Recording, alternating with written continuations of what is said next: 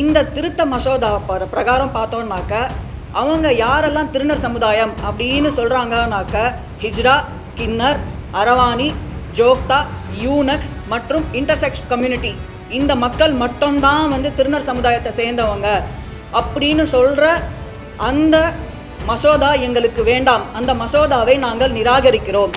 உலகத்திலேயே ஜாதி மதத்தை பார்க்காத ஒரு இனம்னா அது நாங்கள். ஆனால் இவங்க என்ன சொல்கிறாங்க, நீங்கள் மத ரீதியாக தான் இனி அழைக்கப்படணும், உங்களை நாங்கள் வந்து பொது பெயரான தமிழக அரசாங்கம் கொண்டு வந்த திருநங்கைங்கிற பெயரை நாங்கள் இனி சொல்ல மாட்டோம், இனி நீங்கள் அரவாணின்னு அழைக்கப்படுவீங்க. அரவான்னு சொல்லக்கூடிய மகாபாரதத்தில் குறிப்பிட்ட அந்த தெய்வத்துடைய மனைவியாக நீங்கள் இந்துத்துவாக்குள்ளே நீங்கள் வரணும்னு ஒரு வார்த்தையை அதில் சொல்கிறாங்க. எங்களுக்கு இந்த தமிழ்நாடு ரொம்ப சிறந்த அழகாக பல அவமானங்கள் பல கேலி கிண்டலுக்கு மத்தியில் எங்களை அங்கீகரித்து திருநங்கைன்னு ஒரு பேர் கொடுத்தாங்க. அந்த பேரே இல்லை, இதுக்கப்புறம் உங்களுக்கு அந்த பேரே இல்லை அப்படின்னும் போது எங்களுக்காக இருக்கக்கூடிய நலவாரியம் மட்டும் எப்படி இயங்கும் இந்த இடத்துல? அப்போ எங்களோட எல்லா மாநில அரசு எங்களுக்கு கொடுத்த எங்களுக்கு அங்கீகரித்த எங்களோட உரிமைகளை பறிக்கக்கூடிய ஒரு பில் இந்த பில். அப்படியேப்பட்ட பில் எங்களுக்கு தேவையா? எங்களுக்கு தேவையே இல்லை. ஒரு பிடிக்காத ஒரு திருநங்கை தன்னுடைய குரு மேலே இது பண்ண முடியும், குற்றப்படுத்த முடியும். இவங்க எனக்கு பிடிக்கல, இவங்க தான் என்னை வந்து ஆப்ரேஷன் பண்ணுறதுக்கு தூண்டினாங்க. இது வரைக்கும் என்ன சொல்லுது சட்டம், 18 வயசு ஃபுல்லாக அந்த மாதிரி இருந்தாக்கா அவங்க ஜெயிலில் வைப்பாங்க. அதில் நாங்கள் தலையிடவும் இல்லை. ஆமாம், அது சிறார் சட்டத்தின் கீழே அது செல்லுபடியாகும். ஆனால் 18 வயசுக்கு மேலேயும் அந்த மாதிரியான பிரச்சனை இருக்குது அப்படின்னு சொன்னாக்க இது எந்த வகையில் நியாயமானது? சுப்ரீம் கோர்ட்னால வழங்கப்பட்ட நால்சா ஜட்ஜ்மெண்ட்டில் எங்கள் பாலினத்தை முடிவு செய்கிற உரிமை எங்களுக்கு மட்டுமே இருக்குது அப்படின்னு சொன்னாங்க. ஆனால் இந்த திருத்த மசோதாவில் திருநம்பிகள் அப்படிங்கிற ஒரு அடையாளமே இல்லாமல் எங்களை ஃபுல்லாகவே எரேஸ் பண்ணிட்டாங்க. இந்த திருத்த மசோதா பிரகாரம் பார்த்தோன்னாக்க அவங்க யாரெல்லாம் திருநர் சமுதாயம் அப்படின்னு சொல்கிறாங்கனாக்க ஹிஜ்ரா, கின்னர், அரவாணி, ஜோக்தா, யூனக் மற்றும் இன்டர்செக்ஸ் கம்யூனிட்டி இந்த மக்கள் மட்டும்தான் வந்து திருநர் சமுதாயத்தை சேர்ந்தவங்க அப்படின்னு சொல்கிற அந்த மசோதா எங்களுக்கு வேண்டாம். அந்த மசோதாவை நாங்கள் நிராகரிக்கிறோம். திருநம்பிகள் பிறப்பால் பெண்ணென பிறந்து தன்னைத்தானே ஆண் மற்றும் பிற பாலின அடையாளங்கள் கொண்ட நாங்கள் என்றைக்குமே இருந்திருக்கிறோம். we will exist, we have already existed, we will continue to exist அப்படிங்கிறத சொல்லிக்க விருப்பப்படுறேன். ப்ளஸ் எங்களின் இந்த அடையாளத்தை ஃபுல்லாகவே இந்த பில்லுலேருந்து எடுக்கிறது தான் வந்து அவங்களுடைய நோக்கம் அப்படின்னு அவங்க வந்து பின்னாடி கொடுத்துருக்கிற எக்ஸ்ப்ளனேஷனில் தெளிவாக கொடுத்துருக்குறாங்க. இந்த 2019ஆம் ஆண்டு நாங்கள் கொண்டு வந்த பில்லை வந்து எங்களால் வந்து சரியாக இயற்ற முடியல.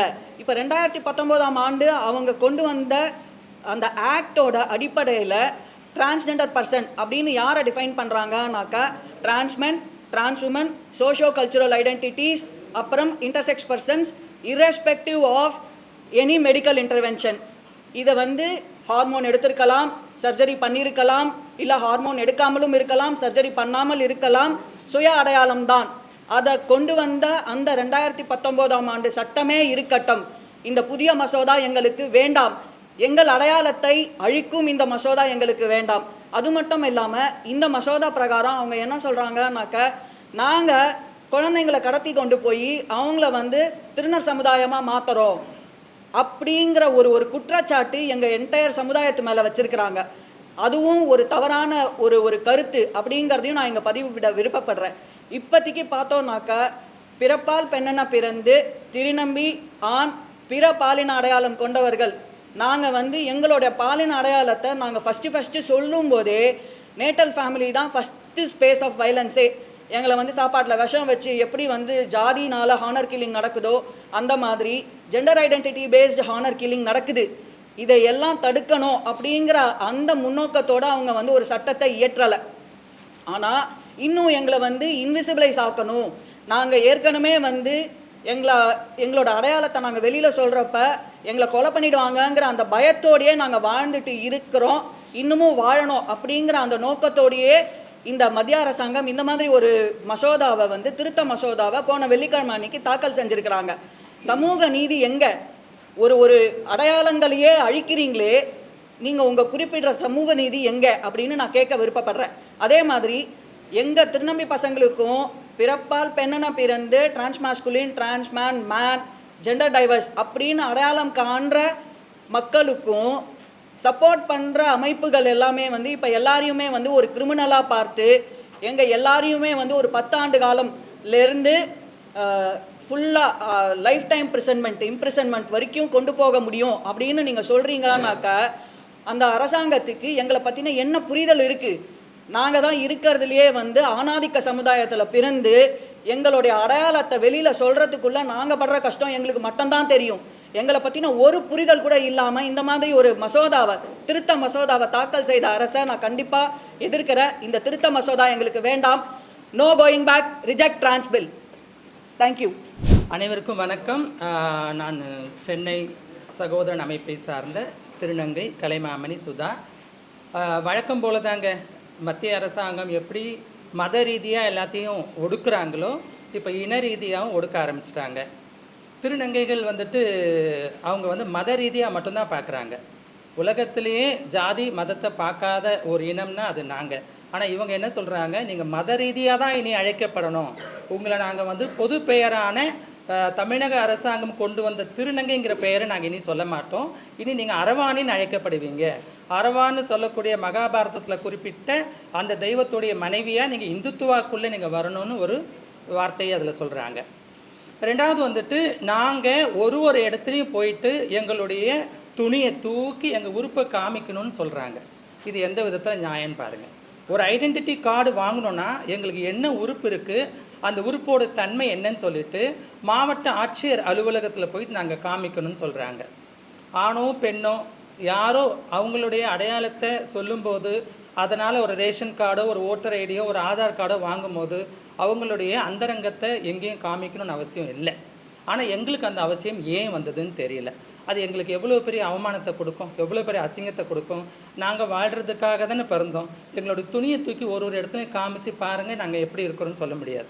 இதில் இன்னொரு விஷயம் இருக்குது, எங்களுடைய உறுப்பு பிறப்புறுப்பு வந்துட்டு என்னவா இருக்கும், அதை வந்து நாங்கள் ஆப்ரேஷன் பண்ணிக்கணுமா பண்ணிக்க வேண்டாமாங்கிறது எங்களுடைய முடிவு.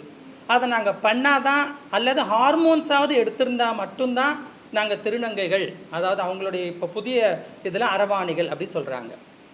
அது எடுக்காமல் இருக்கிறதுக்கு எவ்வளோ சூழ்நிலை இருக்கும். உடல் ரீதியாக சில பிரச்சனைகள் இருந்துச்சுன்னா திருநங்கைகள் வந்துட்டு அறுவை சிகிச்சை செஞ்சுக்க முடியாது. பணம் இல்லாத சூழ்நிலையில், இல்லை பயத்தோடைய சூழ்நிலையில், குடும்ப சூழ்நிலையில், இப்படி எத்தனையோ விஷயங்களுக்காக அவங்க அறுவை சிகிச்சை செஞ்சுக்க முடியாது, ஹார்மோன்ஸ் எடுத்துக்க முடியாது. ஆனால் இப்போ இருக்கக்கூடிய மத்திய அரசாங்கம் இந்த புது மசோதாவில் இதெல்லாம் நீங்கள் செஞ்சுருக்கணும்னு கட்டாயப்படுத்துகிறாங்க. அது எப்படி, ஒரு பெண் வந்துட்டு குழந்தை இல்லைனாலும் பெண்ணு தான், அவளை வந்துட்டு நம்ம வந்துட்டு பெண் இல்லைன்னு சொல்ல முடியாது.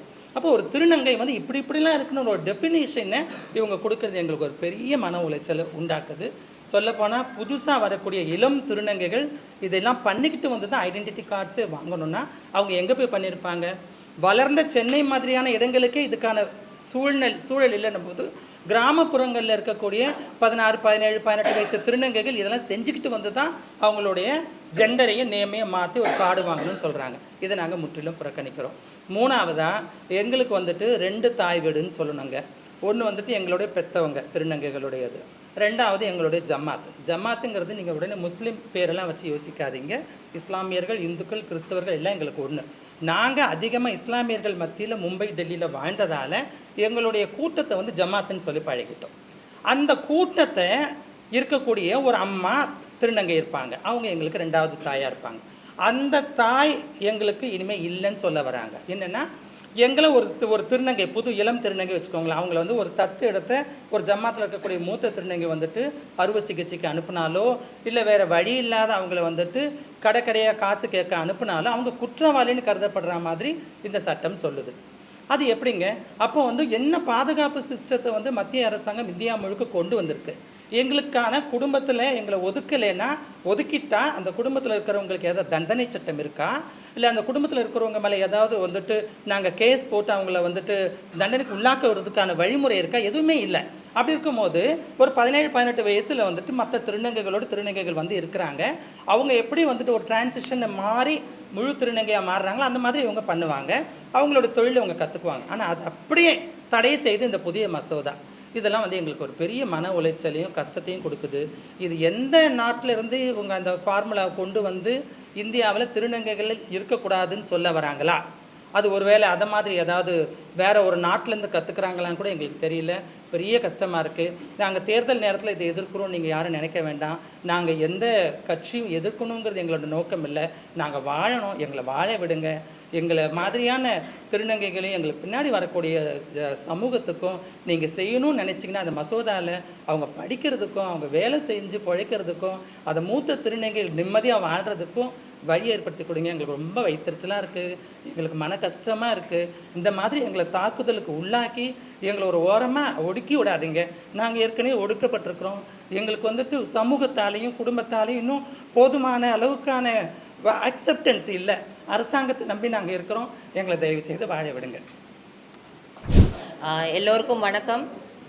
நான் அனுஸ்ரீ, திருநங்கை நலவாரிய உறுப்பினர், டிரான்ஸ் ரைட்ஸ் அண்ட் சோஷியல் ஆக்டிவிஸ்டாக இருக்கேன். நம்ம மெயினாக பார்க்க வேண்டிய விஷயம் வந்து இந்தியன் கான்ஸ்டியூஷன், இந்திய அரசியலமைப்பு சட்டம். இந்திய அரசியலமைப்பு சட்டத்தில் தெளிவாக ஆர்டிகல் 14, 15 அண்ட் 21 சமத்துவம், சமூக நீதியை பற்றி ரொம்ப தெளிவாக சொல்லியிருக்கிறாங்க. அதே மாதிரி தனிநபருடைய உரிமை பற்றிலாம் இந்த ஆர்டிகல் 14, 15 அண்ட் 21 ரொம்ப அழகாக சொல்லியிருக்கிறார். அன்றைக்கே டாக்டர் அம்பேத்கரை வந்து அவ்வளோ தெளிவாக சொன்ன விஷயத்தை அப்ளை பண்ணி தான் வரலாற்று சிறப்புமிக்க ஒரு தீர்ப்பை 2014ஆம் ஆண்டு வந்து சுப்ரீம் கோர்ட் வந்து நமக்கு நால்சா ஜட்ஜ்மெண்ட்ன்ற பேரில் அவ்வளோ அழகான ஒரு தீர்ப்பை கொடுத்தாங்க.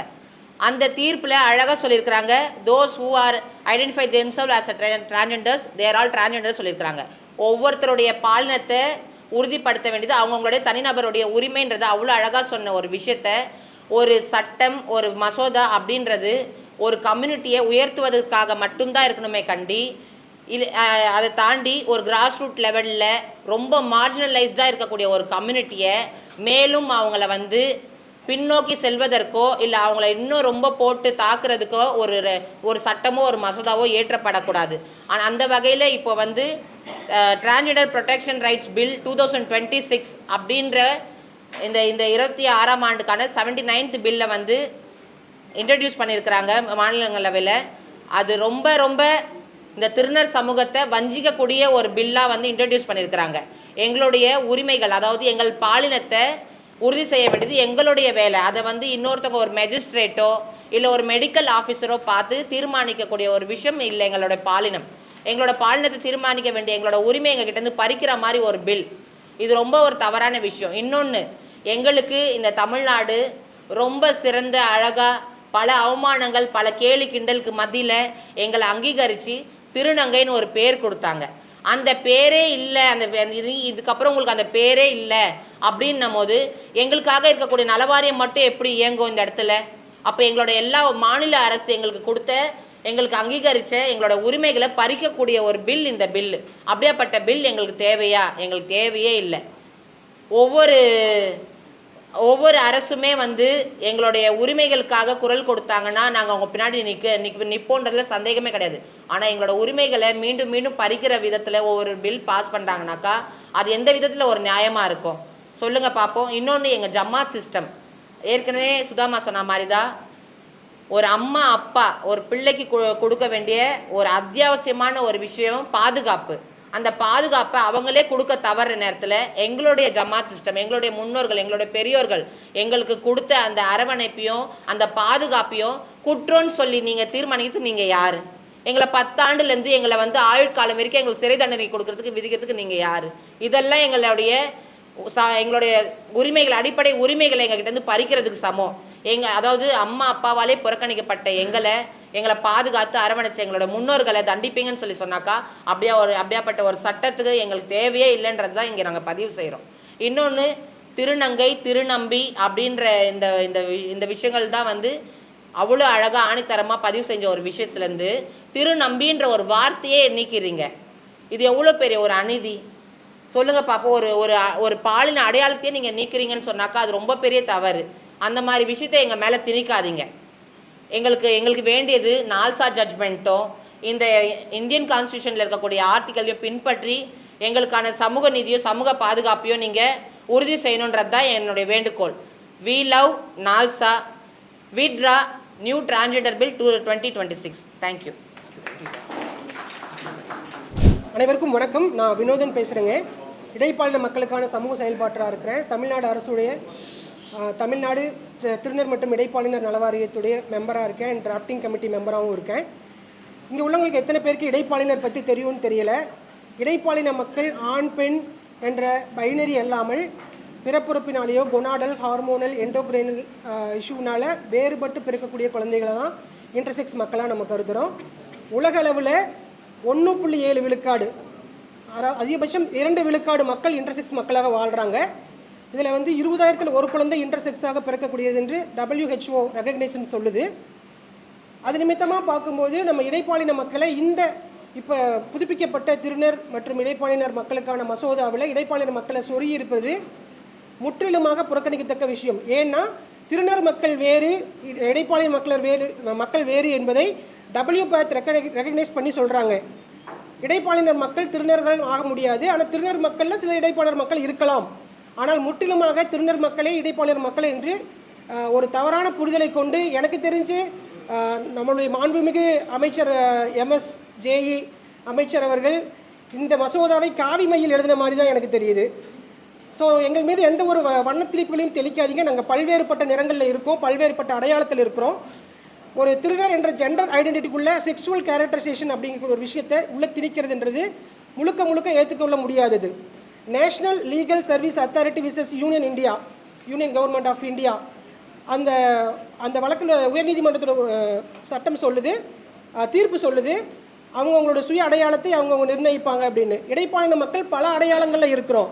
திருநடையாளில் இருக்கிறாங்க, ஓர்பால் இருப்பாளர்களாக இருக்காங்க, சிஸ்ஜெண்டராக இருக்கிறாங்க. அப்படி இருக்கும்போது ஒரு பாலியல் ஒருங்கிணைவு தன்மையை எப்படி ஒரு அடையாளத்துக்குள் ஒடுக்குவார்கள்? மத்திய அரசாங்கம் இவ்வளோ பெரிய டெக்னாலஜி இம்ப்ரூவைஸ் ஆகிருக்கு, இவ்வளோ மெடிக்கல் நாலேஜ் உள்ள இந்தியாவில் இடைப்பாளின மக்களை திருநர் அப்படின்ற சமுதாயத்துக்குள்ளே எப்படி அடைக்க முடியும்? சயின்டிஃபிக்கலாக ஏதாவது டேட்டா உண்டா? சயின்டிஃபிக்கலாக ஏதாவது அனலைஸ் பண்ணியிருப்பாங்களா? இது உலக சுகாதார மையமே இன்டர்செக்ஸ் மக்களை பற்றி ப்ரீஃபாக எக்ஸ்ப்ளோர் பண்ணியிருக்காங்க WHO ரெக்கார்ட்ஸில். அப்படி இருக்கும்போது இவ்வளோ பெரிய மத்திய அரசுக்கு அது தெரியாமல் இருக்குமா? இது எல்லாமே மடைமாற்று வேலையாக நாங்கள் இதை கருதுகிறோம். தேசிய அளவில் இடைப்பாளின மக்களுக்கான பேராயத்தில் ஒரு ஒன் ஆஃப் த மெம்பராக இருக்கக்கூடிய நாங்கள் இதை வன்மையாக கண்டிக்கிறோம். எப்படின்னா திருநர் மக்களுக்கான பல போராட்டங்களை முன்னெடுத்து வரோம். பல ஆண்டுகளாக தனித்துவம் வேண்டும், தனிப்பட்ட அடையாள அட்டை வேண்டும் அப்படின்னு பல போராட்டங்கள் பண்ணிட்டு வரோம். எஜுகேஷனல் ரிசர்வேஷன் வேணும், எம்ப்ளாய்மெண்ட்டில் ரிசர்வேஷன் வேணும். அதை தாண்டி இடைப்பாளின மக்கள் பிறக்கையிலே நிறைய கன்ஜெனிட்டல் அனாமலைஸோடு பிறக்கிறதுனால அவங்களுக்கு ஹெல்த் கேரில் நிறைய நீட்ஸ் இருக்கும். அதுக்கு நிறைய இன்சூரன்ஸ் பாலிசியை ஸ்ட்ரென்தன் பண்ணுங்கள், அரௌண்ட் 10 lakh மேலே ஸ்ட்ரென்தன் பண்ணுங்கன்னு நாங்கள் வந்து வன்மையாக நாங்கள் போராடிக்கிட்டு இருக்கும்போது சென்ட்ரல் கவர்மெண்ட் யூனியன் கவர்மெண்ட் இதை எப்படி கொண்டு வந்திருக்குன்னா இவங்களோட போராட்டத்துக்கு ஒரே ஒரு விஷயம், மடைமாற்றி விட்டால் திரும்பிடுவாங்க அப்படின்னு நினைக்கிறாங்க. அது முற்றிலுமாக எதிர்க்கப்பட வேண்டிய விஷயம்.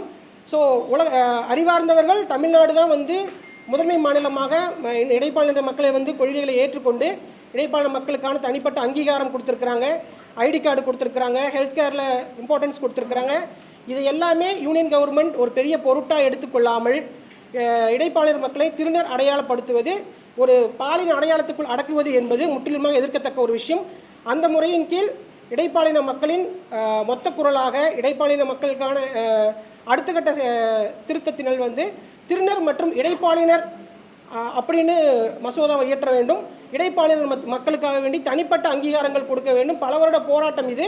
இந்த போராட்டத்தை மடைமாற்ற விரும்பினால் திரும்ப இந்த போராட்டம் தொடர்ந்து கொண்டே இருக்கும் என்று இடைப்பாளினர் மக்கள் குரலாக நான் இங்கே பதிவு செய்ய விரும்புகிறேன். நன்றி, வணக்கம். இன்னைக்கு நடக்கிறது வந்துட்டு ஒரு பத்திரிகை கூட்டம். இது முதல் கூட்டம். இது போராட்டமாக மாறுறதுக்கான வாய்ப்பு நிறைய இருக்குது. பிகாஸ் அவங்க வந்து பார்லிமெண்ட்டில் ஸ்ட்ரென்த்தாக இருக்கிறதால மாநிலங்களவையிலும் மக்களவையிலும் இதை எப்படியும் பாஸ் பண்ணிவிடுவாங்க. அதை பாஸ் பண்ண விடக்கூடாதுங்கிறதுக்காக இன்றைக்கி சென்னையில் சுற்று வட்டார பகுதிகள்லாம் சேர்ந்து மாவட்டங்கள்லாம் சேர்ந்து ப்ரெஸ் மீட் வைக்கிறோம். நிச்சயமாக மத்திய அரசாங்கத்தில் இந்த பில் பாஸ் ஆகக்கூடாதுங்கிறதுக்காக தேசிய அளவில் மிகப்பெரிய போராட்டம் நடக்க போகுதுங்கிறதையும் நீங்கள் செய்தியாக எடுத்துக்கோங்க. இந்த விஷயத்தையே வன்மையாக நாங்கள் சொல்கிறோம் அப்படின்னா ஒவ்வொரு விஷயத்துக்காக வேண்டியும் மெஜிஸ்ட்ரேட் அணுகி எனக்குள்ளே என்ன உறுப்பு இருக்குன்றதை சொல்லி டாக்டர் அனலைஸ் பண்ணி தான் அதை நம்ம எடுத்து உரைக்கணும்னு அவசியம் கிடையாது. ஒரு சினிமா தேட்டரில் படம் காமிக்கிற மாதிரி எல்லாரும் அவங்களோட பிறப்புறுப்பு எத்தனை பேர் இங்கே காமிக்க ரெடியாக இருக்கீங்க? அப்படி இருக்கும்போது திருநர் மற்றும் இடைப்பாளின மக்கள் மட்டும் காமிக்க வேணும்னு யார் போட்ட சட்டம் அது? இதை வன்மையாக கண்டித்து தான் நாங்கள் எதிர்த்து சொல்கிறோம். தயவுசெய்து நீங்கள் முன்னெடுப்பு எடுக்கணும் அப்படின்னு நாங்கள் விரும்பி கேட்டுக்கிறோம். யாரையாச்சும் கன்சல்ட் பண்ணிட்டு வந்து இந்த மாதிரி ஒரு பில் வந்து ப்ரெசென்ட் பண்ண மாதிரி வந்து பேச்சு இருக்கா? பிகாஸ் நான் படிச்சதுல வந்து யாருக்குமே பெருசா மினிஸ்ட்ரி ஆஃப் சோஷியல் இல்ல. அதாவது மினிஸ்ட்ரி ஆஃப் சோஷியல் ஜஸ்டிஸ்ல ஏற்கனவே தமிழ்நாட்டை சார்ந்த ஒரு நபர் இருக்காங்க, கர்நாடகாவை சார்ந்த ஒரு நபர் இருக்காங்க, எல்லா ஸ்டேட்ஸ்ல இருந்தும் நபர் இருக்காங்க. அந்த ரெப்ரசன்டேட்டிவ்ஸ் கிட்ட கூட ஒரு சின்ன ஒரு கன்சல்டேஷன் கூட பண்ணாம சோஷியல் ஆக்டிவிஸ்ட் எத்தனை பேர் இருக்காங்க, தமிழ்நாடு கவர்மெண்ட்ல வெல்ஃபேர் போர்டு மெம்பர்ஸ் இருக்காங்க, கம்யூனிட்டிக்காக பல வருஷங்களா இந்தியா முழுவதும் வேலை செய்யற எத்தனையோ கம்யூனிட்டி சோஷியல் ஆக்டிவிஸ்ட் இருக்காங்க. அவங்க கிட்ட கூட ஒரு சின்ன கன்சல்டேஷன் கூட இல்லாம கொண்டு வரப்பட்ட பில் தான் இந்த பில். இந்த பில்லை நாங்கள் வந்து நிஜமாவே ரொம்ப ரொம்ப கண்டிக்கிறோம். And national council for transgender இருக்கிற மெம்பர்களுக்கும் இது தெரியப்படுத்தலை. அவங்களுமே இந்த பில் பாஸ் ஆனால் நாங்கள் ஒட்டுமொத்தமாக ரிசைன் பண்ணுவோம்னு சொல்லியிருக்காங்க. அவங்க ரெசிக்னேஷன் பேசிக் டிரான்ஸ் ஐடென்டிட்டியை வந்து கம்ப்ளீட்லி சப்போர்ட் பண்ணுறது வந்து என்ன மாதிரி இம்பாக்ட் கிரியேட் பண்ண போகுது? ஸோ இப்போ வந்து ஒருத்தவங்களுடைய செக்ஷுவாலிட்டி, செக்ஷுவல் கேரக்டரிஸ்டிக்ஸ், ஜெண்டர் மூணுமே வேறு. ஒருத்தவங்க பிறந்த உடல் வந்து அவங்களுடைய அசைன் செக்ஸ் அட் பர்த் அப்படின்னு தான் சொல்லுவோம். இதுக்கும் ஜெண்டருக்கும் சம்மந்தம் இல்லை. ஆனால் நிறைய நேரங்களில் வந்து ஃபீமேல் அசைன் பர்த் மக்கள் வந்து ஃபெமினாக வளர்கிறதும், மேல் அசைன் பர்த் மக்கள் வந்து ஆண்களாக வளர்கிறதும் வந்து ஒரு சோஷியலாக வந்து நம்ம பார்த்துட்ருக்கோம். அப்படி தான் வந்து வளர்க்குறாங்க. ஆனால் இதுக்கும் வந்து நம்மளுடைய எக்ஸ்டர்னல் ஜெனட்டீலியாவாக இருக்கட்டும், ஹார்மோன் லெவல்ஸாக இருக்கட்டும், கொனாட்ஸ் என்ன மாதிரி இருக்குது, அது எல்லாத்துலேயுமே வந்து செக்ஸ் அப்படின்ற ஒரு விஷயம் வந்து இன்வால்வ் ஆகும். ஆனால் ஜெண்டர் முழுக்க நம்மளுடைய அடையாளம், நம்ம யார் அப்படின்னு நாம் உலகத்துக்கு சொல்லும்போது மட்டும்தான் மற்றவங்களுக்கு வந்து நம்ம ஜெண்டர் தெரியும். அது வரைக்கும் நம்மளுடைய செக்ஸை தான் ஜெண்டர் அப்படின்னு சொல்லி ரெண்டுத்துக்குமே வந்து ஒரு பிரிட்ஜ் கட்டி அதுதான் இது அப்படின்னு சொல்லி எப்போவுமே வந்து இந்த சித்தரிக்கப்படுது. which is of course against human rights to privacy, dignity. நம்ம வந்து நம்மளுடைய நமக்கு கிடைச்ச அங்கீகாரத்தை வந்து திரும்பவும் வந்து ஒரு 30 இயர்ஸ்க்கு பின்னால் போய் அப்போ வந்து யார் அரவாணி, அப்போ யார் வந்து மாப்பெட்டி குஜிலி அப்படின்ற மாதிரியான எல்லா வார்த்தைகள் இப்போ வந்து திரும்பவும் புழக்கத்துக்கு வந்துருமோ அப்படின்ற ஒரு பயம் எங்களுக்கும் இருக்குது. வேற ஏதாவது கேள்வி? அதாவது நான் இந்த பாயிண்டோட நான் இன்னொரு பாயிண்ட் ஆட் பண்ணிக்க விருப்பப்படுறேன். அதாவது 2019 சட்ட பிரகாரம் அவங்க என்ன சொன்னாங்கன்னாக்கா செக்ஷன் 6, செக்ஷன் 7 அப்படின்னு 2 வகைப்படுத்தினாங்க. திருநர் அப்படின்னு சொல்லணும் அப்படின்னாக்கா செக்ஷன் 6ல் நான் மட்டுமே சொன்னால் போதும், நான் திருநர் சமுதாயத்தை சேர்ந்தவங்க அப்படின்னு நான் மட்டுமே சொன்னால் போதும், எனக்கு அந்த டிரான்ஸ்ஜெண்டர் ஐடென்டிட்டி கார்டை டிஎம் டிஸ்ட்ரிக்ட் மேஜிஸ்ட்ரேட் ஆகிய கலெக்டர் கொடுத்து தான் ஆகணும். இதே வந்து நான் என்னை ஆணாகவோ பெண்ணாகவோ உணர்ந்தால் அதுக்கு ஏதாவது ஒரு ப்ரூஃப் ஆஃப் மெடிக்கல் இன்டர்வென்ஷன், ஒரு கவுன்சிலிங் லெட்டரோ இல்லை ஒரு சைக்கியாட்ரிஸ்ட் கிட்ட இருந்து இவங்களுக்கு ஜெண்டர் இன்கான்க்ருவன்ஸ் இருக்குது அப்படின்னு ஒரு லெட்டரோ, இல்லை எண்டோக்ரைனாலஜிஸ்ட் வந்து இவங்க வந்து மெடிக்கல் டிரான்சிஷனிங் ட்ரீட்மெண்ட் எடுத்திருக்கிறாங்க அப்படின்னு ஒரு லெட்டரோ, இல்லை சர்ஜரி, இதில் ஏதாவது ஒரு ப்ரூஃபை நான் வந்து சப்மிட் பண்ணி நான் ஆண் பெண் அப்படின்னு நான் வந்து அடையாள அட்டை வாங்கி கொள்ளலாம். அந்த அடையாள அட்டைக்கு எந்த விதத்துலேயும் டிஎம் வந்து என்னை வந்து ஃபிசிக்கல் எக்ஸாமினேஷன் பண்ணக்கூடாது அப்படின்னு 2019ஆம் ஆண்டு சட்டத்தில் இருந்த அந்த கிளாஸை ஃபுல்லாகவே இந்த திருத்த மசோதாவில் எடுத்துட்டு நான் டிரான்ஸ்ஜெண்டர்னு அடையாள அட்டை வாங்கணும்னாலும் நான் ஹார்மோன் ட்ரீட்மெண்ட் எடுத்துருக்கணும், நான் போய் டிஎம் கிட்ட நிற்கணும். டிஎம் வந்து நீங்கள் பார்க்கும்போதே விசிபிளி டிரான்ஸ் இல்லை, நான் உங்களை மெடிக்கல் போர்டு கிட்ட அனுப்புகிறேன்னு சொல்லி மெடிக்கல் போர்டு ஆகிய அந்த டாக்டர் வந்து என்னை வந்து நீ சட்டையை கேட்டு பேண்ட்டை கேட்டு அப்படின்னு சொல்லக்கூடிய அந்த அதிகாரத்தை தான் கொடுக்குது. ஒரு திருநர் அட்டை வாங்கணும்னாலும் சரி, இல்லை நான் ஒரு ஆண் அப்படிங்கிற அந்த அட்டை வாங்கணும்னாலும் சரி, நான் பேண்ட்டை கழட்டி சட்டையை கழட்டி நான் என்னென்ன சர்ஜரி பண்ணியிருக்கிறேன், என்னுடைய பிறப்புறுப்பு எது அப்படின்னு காமிச்சு என்னோட பிறப்புறுப்பு பிரகாரம் நான் ஆணுன்னு என்னை நான் அடையாளம் காமிக்கலாம் அப்படின்னாக்கா அந்த பவரை வந்து இந்த மத்திய அரசாங்கம் இந்த மசோதானால அதிகாரிகளுக்கு வழங்குது. ஆனால் பிறப்புறுப்பை பேஸ் பண்ணி இல்லை, என்னோட பாலின அடையாளம், என் பாலின அடையாளத்தை நான் மட்டும்தான் சொல்ல முடியும், நான் வந்து ஹார்மோன் ட்ரீட்மெண்ட் எடுத்து தான் வந்து என்னோட பாலின அடையாளத்தை நான் உறுதிப்படுத்தணும் அப்படிங்கிற அந்த நோக்கமே தவறான ஒரு நோக்கம். வணக்கம், என்னோட பேர் அக்னி. ஸோ நிறைய எல்டர் ஆக்டிவிஸ்ட் நிறைய பேர் நிறைய விஷயம் பதிவு பண்ணாங்க. அதையெல்லாம் கடந்து இந்த transgender persons protection of rights amendment bill 2026ல் கம்ப்ளீட்டாகவே வந்துட்டு ஜெண்டர் ஐடென்டிட்டியை வந்து பிளாக் பண்ணுற மாதிரி ஒரு விஷயத்தை வந்து பண்ணி வச்சுருக்காங்க. இதனால் என்னென்ன பாதிப்புகள் வரப்போகுது, என்னென்ன சூழல் இருக்க போகுது அப்படின்ற விஷயத்த இதை பார்த்து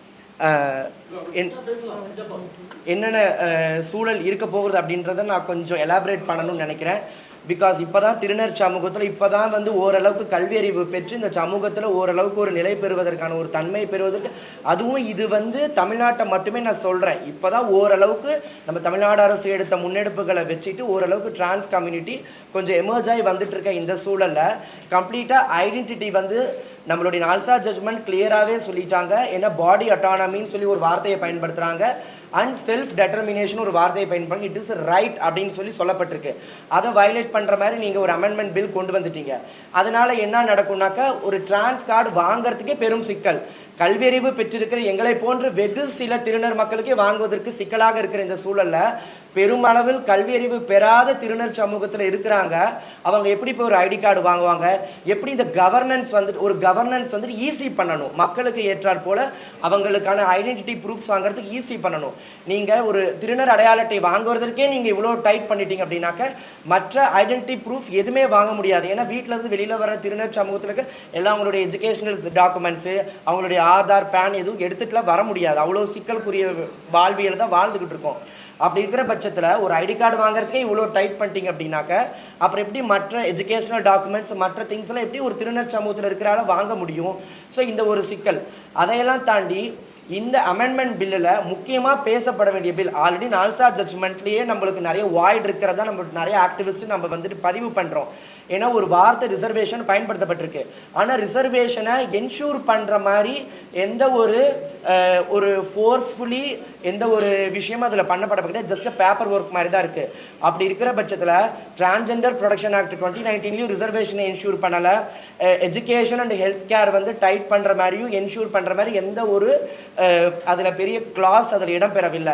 அப்படி இருக்கிற பட்சத்தில் இந்த அமெண்ட்மெண்ட் பில்லையும் முக்கியமான அம்சங்களாக இருக்கக்கூடியது எஜுகேஷன், ஹெல்த் கேர் எம்பவர் பண்ணுறதுக்கான எந்த ஒரு பாலிசி அண்டு எந்த ஒரு திங்குமே கொண்டு வராமல் வெறும் பிளண்ட்டாக திருநர் சமூகத்தை குற்றம் சாடுவதாக திருநர் சமூகத்தை மீண்டும் ஒரு 20 வருஷத்துக்கு பின்னோக்கி நகர்த்து கொண்டு போகிறதுக்கான ஒரு அமெண்ட்மெண்ட் பில்லை தான் இதில் வந்து கொண்டு வந்திருக்காங்க. அதுவும் இதில் தண்டனைக்குரிய விஷயங்களை பற்றிலாம் பேசணும் அப்படின்னாக்க டிரான்ஸ் கம்யூனிட்டிக்கு எதிராக நடக்கக்கூடிய வயலன்ஸ் வன்முறைகளுக்கான தண்டனைகள் பார்த்திங்கன்னா பெண்களுக்கு எந்த அளவுக்கு கடுமையான பெண்களுக்கு எதிராக நிகழக்கூடிய வன்முறைகளுக்கு எந்த அளவுக்கு கடுமையான தண்டனைகள் கொடுக்கப்பட்டிருக்கோ அந்த மாதிரி வந்து திருநர் சமூகத்துக்கு எதிராக நிகழக்கூடிய வன்முறைகளுக்கு அந்த மாதிரி ஒரு கடுமையான தண்டனைகள் இதில் இந்த அமெண்ட்மெண்ட் பில்லில் வர கிடையாது.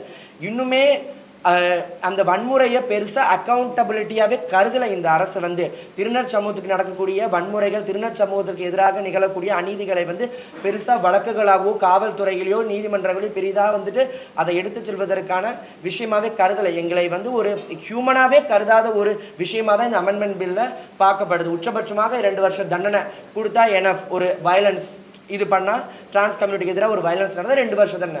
அதுவே ஒரு விமன்னும் போது வேறு மாதிரி இது அப்ரோச் இருக்குது. அது ஏன் டிரான்ஸ் கம்யூனிட்டிக்குன்னு வரும்போது மட்டும் ஒரு டிஃப்ரெண்ட்டான ஒரு பார்ஷியாலிட்டியான ஒரு அப்ரோச் இதில் சொல்லப்படுது. இதில் இன்னொரு விஷயம் பார்த்திங்கன்னா டிரான்ஸ் கம்யூனிட்டியில் இருந்து யாராச்சும் ஒரு அடல்ட்டையோ அல்லது 18 வயது கீழே உள்ள நபரையோ வந்துட்டு திருநராக மாற்றிட்டாங்க அப்படின்னா அதுக்கான எந்த ஒரு சூழலவோ அதுக்கான எந்த ஒரு முகாந்திரமும் இங்கே கிடையாது. மாற்றிட்டாங்க அப்படின்னாக்க அவங்களுக்கு லைஃப் டைம் ப்ரிசன்மெண்ட், அவங்களுக்கு 10 வருஷம் ஜெயிலு, அவங்களுக்கு 5 லட்சம் ரூபாய் பெனால்ட்டி, இந்த மாதிரி விஷயங்கள் எல்லாமே மீண்டும் டிரான்ஸ் கம்யூனிட்டிக்கு எதிரான ஒரு விஷயமாக தான் பண்ணியிருக்காங்களே தவிர டிரான்ஸ் கம்யூனிட்டிக்கு எதிராக நிகழக்கூடிய வன்முறைகளுக்கு அதை வந்து கடுமையாக்குற மாதிரி ஒரு கடுமையான சட்டமோ தண்டனைகளோ இன்னும் அது செய்யப்படல. இன்னும் அக்கௌண்டபிலிட்டி எடுக்கப்படல டிரான்ஸ் கம்யூனிட்டிக்கு எதிராக இருக்கும். ஸோ இந்த மாதிரி முக்கியமான விஷயங்கள் education, health care, trans community empower ஆகிறதுக்கான விஷயங்கள் எதுவுமே இல்லை. இன்டர்செக்ஸ்க்கான மக்களுக்கான எந்த ஒரு முக்கியமான அம்சத்துமான ஹெல்த் கேர் ப்ரொவிஷன்ஸ் பற்றி எதுவுமே இதில் டிஸ்கஸ் பண்ணாத கம்ப்ளீட்டான ஒரு வாய்டாக தான் இருக்குதுன்னு சொல்லிட்டு சொல்கிறோம். இந்த டிரான்ஸ் அமெண்ட்மெண்ட் பில்லை இம்மீடியட்டாக இதை கெட் பேக் பண்ணணும். அண்ட் இருக்கக்கூடிய அனைத்து அரசியல் கட்சிகளும் தீவிரமான அழுத்தத்தை ஏற்படுத்தி இதை வந்து கெட் பேக் பண்ணணும்னு சொல்லி கேட்டுக்கிறேன்.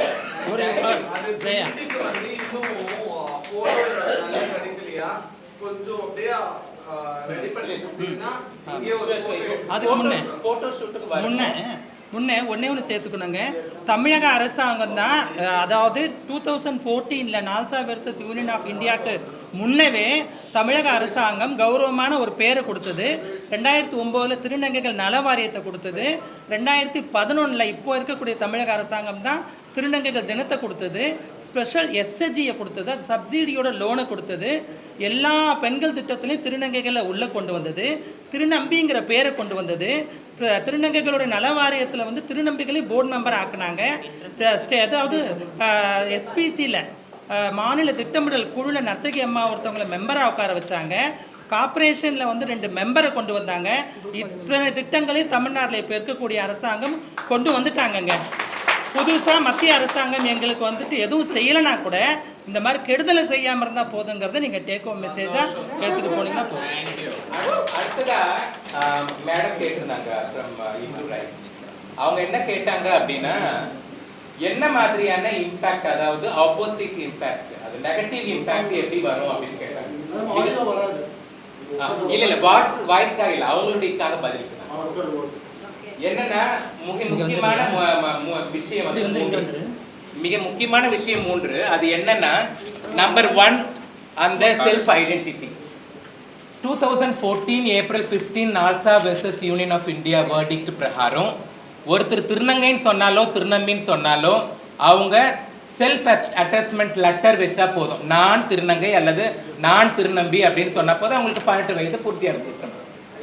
ஆனால் இந்த திருத்த மசோதாவில் அவங்க கண்டிப்பாக வந்து மேஜிஸ்ட்ரேட் கிட்ட, டிஸ்ட்ரிக்ட் மேஜிஸ்ட்ரேட் கிட்ட அவங்களுடைய பிறப்புறுப்பை காட்டி அவங்க இது வாங்கணும், சர்டிஃபிகேட் வாங்கணும்னு சொல்கிறாங்க.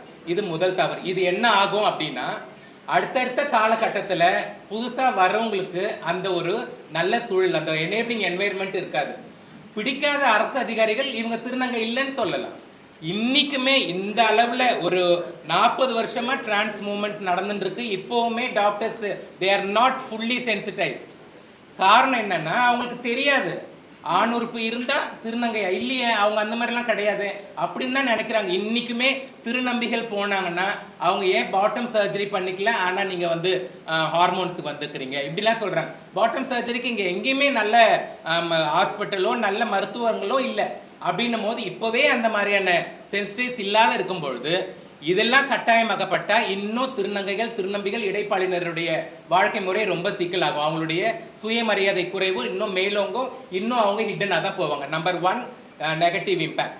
நம்பர் 2 நெகட்டிவ் இம்பேக்ட் என்னன்னா, ஒரு திருநங்கை அவங்க 18 வயது முடிந்த பிறகு தன்னுடைய பாலினத்தை முடிவு செய்ய அதிகாரம் அவங்களுக்கு இருக்கு.